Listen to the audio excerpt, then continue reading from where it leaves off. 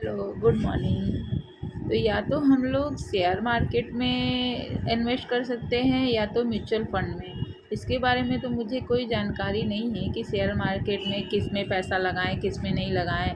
तो मुझे mutual fund safe लगता है। तो मुझे एक आइडिया अपने बच्चों के लिए आया है, मैं एक बार मोबाइल में देखी थी कि 100-100 रुपये अपने बच्चों के नाम पे। अब हमारा तो एज हो गया 30+।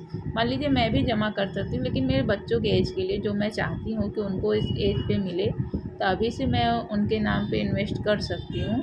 जो 100 रुपीज़ डेली जमा, जैसे पहले हम लोग मिट्टी का गुल्लक लेते थे तो उसमें पैसे, तो उसमें हम लोग के पैसे बढ़ते नहीं थे।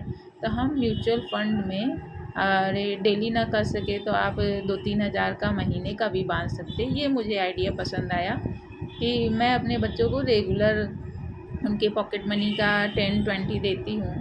तो जो भी मंथली का होता है उनकी बचत का, तो मैं उसको इन्वेस्ट करना चाहती हूँ। तो मुझे यही 2 सॉल्यूशन समझ में आया, एक किसान बचत पत्र, एक म्यूचुअल फंड में जो 100 रुपीज़ डेली का जमा करना होता है, वो मैं अपने दोनों बच्चों के लिए करना चाहती हूँ भविष्य में।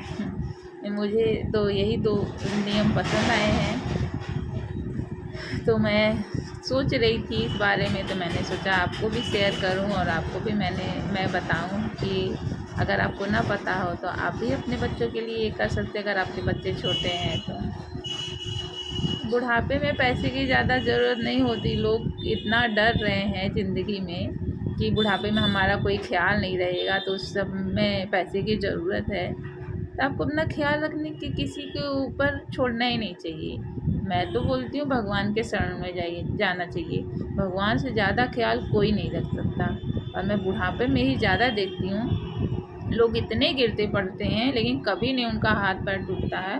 अब बुढ़ापे में हमेशा सुनाई देता है कि इनका पैर टूट गया, ये बाथरूम में गिर गई, इनका कमर का कुल्ला खसक गया। मुझे बुढ़ापे से बहुत डर लगता है। हाँ आएगा, मैं भी बूढ़ी होंगी, लेकिन बोल रही हूँ, लेकिन अगर भगवान के शरण में जाऊँगी तो मेरे ख्याल से ये सब मेरे साथ नहीं होगा।